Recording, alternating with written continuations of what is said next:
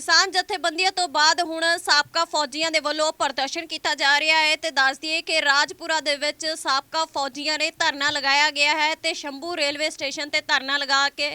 बैठ गए हैं ते 250 दे करीब जिहड़े साबका फौजी बैठे ने ते उत्थे ही सरकारां ते सवाल भी कीते ने ते जिस नूं लैके वन रैंक वन पेंशन नूं जिहड़ा धरना प्रदर्शन किया जा रहा है ते इह भी सामने आ रहा है कि साबका फौजियों दे वल्लों कहा जा रहा है कि असीं दिल्ली दे विच भी धरना प्रदर्शन जिहड़ा हुण करांगे ਅਤੇ ਦੱਸ ਦਈਏ कि 250 ਦੇ ਕਰੀਬ ਜਿਹੜੇ ਸਾਬਕਾ ਫੌਜੀ ਉਹ ਧਰਨੇ ਤੇ ਬੈਠ ਗਏ ਨੇ ਤੇ ਕਈ ਹੋਰ ਲੋਕ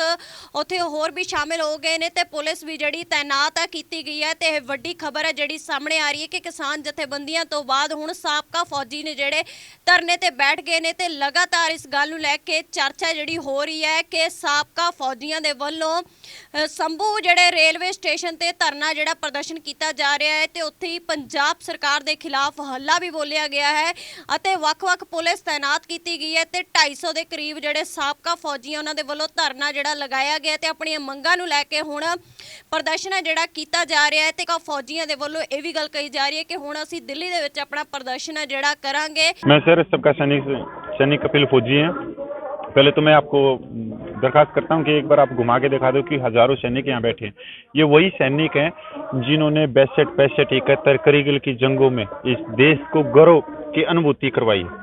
और दुश्मन देश को के छक्के छुड़ाए, उनके दांत खट्टे करे हैं। पर आज ये दुर्भाग्य है कि जिनकी छातियां तमगों से भरी हैं, कोई वीर चक्र है, कोई सेना मेडल है, पूरी छातियां तमगों से भरी हैं कि ये रेलवे ट्रैक पे बैठे हैं। पर आप ये रेलवे ट्रैक को मत देखो, हम पिछले 10 महीने से जंतर मंतर पे सांकेतिक धरना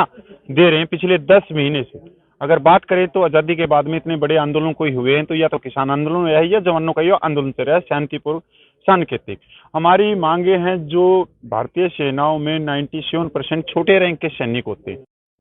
तो सर ये हमारी जो जायज मांगे हैं उनके ऊपर हम चाहते हैं कि हमारी 3 रिटायर्ड जजों की एक कमेटी बने और पूरी विसंगतियों के ऊपर वो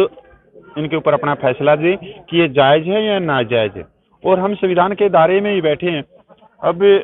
पिछले 10 महीने से बैठे बैठे हमारी जो कॉल थी 25 नवंबर नई दिल्ली रेलवे स्टेशन की, उसकी हमने माननीय राष्ट्रपति, माननीय प्रधानमंत्री, माननीय रक्षा मंत्री को लेटर के द्वारा सूचना दी थी कि हम मजबूरन हमारे से बात करो, नहीं तो हम 25 नवंबर को नई दिल्ली रेलवे स्टेशन के ऊपर बैठेंगे और संविधान के दायरे में बैठेंगे। पर इन जो सरकार है वो कुंभकर्ण की नींद सोई हुई है, वो जगने का नाम नहीं ले रही और मजबूर होके हमने अपनी जायज मांगों के लिए, क्योंकि हमारे साथ में बहुत ज्यादा नाजायज हो रहा है और जो ये कमेटी भी बनेगी 3 रिटायर्ड जजों की, ये बहुत एक बड़ा बदलाव होगा भारतीय सेनाओं में, क्योंकि बहुत सारी रूढ़वादी प्रथाएं हैं अंग्रेजों के जमाने की, तो उनके ऊपर भी बहुत सारी चीजें आएंगी और भारतीय सेनाएं विश्व की सबसे शक्तिशाली सेना बनेगी। और तो एक सपना ये भी चल रहा है। मुख्य मांग की 1 rank on pension, military service पे, डिसेबिलिटी पेंशन, जड़ी जो 1 रैंक ऑन पेंशन का आपने नाम सुना होगा, जिसके ऊपर आज सरकार आई हुई है कि आपने देखा होगा कि 15 सितंबर 2013 को रेवाड़ी रैली हुई थी। उस समय पूर्व मुख्यमंत्री को उस रैली में प्रधानमंत्री का दावेदार बनाया था। तो जड़ी अभी 5 स्टेटों के अंदर चुनाव चल रहे हैं तो माननीय प्रधानमंत्री ने 3 बार अलग अलग बयान दिए। एक बार कहा कि 65,000 करोड़ रुपया दे दिया पूर्व सैनिकों को, एक बार कहा कि 70,000 करोड़ दे दिया, अभी 5-7 दिन पहले बोला कि 90,000 करोड़ रुपया दे दिया, जबकि वो पैसा हमारे पास में आया नहीं। अगर आया है तो उसके ऊपर श्वेत पत्र लेके आई जाए कि जो 97% जो सिपाही से लेके जो सिपाही है, नायक है, हौलदार है, सूबेदार मेजर है, ऑनरेडी है, उनको कितना पैसा दिया गया, तो उसके ऊपर श्वेत पत्र लाया जाए। कितने सैनिक जो धरना दे रहे हैं? बहुत है सर, अभी जो दिल्ली से यहाँ पूछ रहे हैं सर, पूरे पंजाब से भी आ रहे हैं, हरियाणा से भी आ रहे हैं, क्योंकि बहुत ज्यादा स्ट्रेंथ वहाँ चली गई ना दिल्ली में, तो वहाँ पे बैरिकेड लगा दिए, बहुत ज्यादा प्रशासन टाइट कर दिया वहाँ पे। तो यहाँ पे रात को 2 बजे बैठ गए थे पूरे समय। कैसे देख लो कि आप तो एक देश के लिए करते हो और आपके लिए बैरिकेड लगाए जा रहे हैं? सर हमने भी कोई यहाँ आप हमारे को बड़ा दुख हो रहा है कि जिन्होंने देश की सेवा करी है, जिन सैनिकों ने, उन सैनिकों को बाहर कर दिया। वैसे तो होली दिवाली पे आपने देखा है मिठाई खिलाते हुए, तो ये वही सैनिक हैं जिनको 2014 में जो बॉर्डर पे जाके मिठाई खिलाई थी और वो 2015 में रिटायरमेंट आ गए, तो वही सैनिक इनमें मतलब लड्डू खिला के और उनके हकों को दबाया गया। तो हम एक जायज मांग के लिए हैं, सिर्फ हम ये नहीं कह रहे कि आज ही आप हमारी मांगे पूरी कर दो, नहीं, सिर्फ 3 रिटायर्ड जजों की कमेटी बना दो, वो फैसला करेगी। अगर हमारी मांगे जायज हैं तो जायज मान लीजिएगी सरकार, अगर ना जायज है तो हम उसको भी स्वीकार करें। हम जबरदस्ती नहीं कर रहे अग्निवीर स्कीम है, अग्निवीर स्कीम इन किम देखते हो? सर, वो भी दुर्भाग्य ही है जड़ी। वो तो मैं क्या बताऊं, यूक्रेन को देख लो,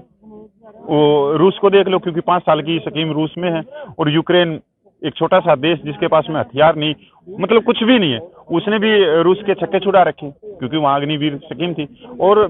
जड़ी जो सिपाही है 5 साल में कोई कुछ नहीं सीखता सर। बहुत सारी ऐसी ट्रेडें हैं जिनके अंदर 8-8 साल लग जाते हैं। छोटे से छोटे इन्फेंट्री में भी 4 साल में कोई सीखता ही नहीं सर। ये पता नहीं किसने दिमाग दिया, कौन लेके आया, क्या है, पर ये एक तरह से जो भारतीय सेना है जो ताकतवर है, उसमें ये आगे चल के ये कामयाब नहीं होनी। ਹੁਣ ਜੇ ਤੁਹਾਡੀ ਮੰਗ ਨਹੀਂ ਪੂਰੀ ਹੁੰਦੀ ਅਗਲੇ ਨੇ ਕੀ रहेगी? सर हम बैठे हैं सर, यहीं पे बैठे हैं, 10 महीने से जंतर मंतर बैठे हैं, वहाँ भी धरना चल रहा है और यहाँ भी धरना चल रहा है।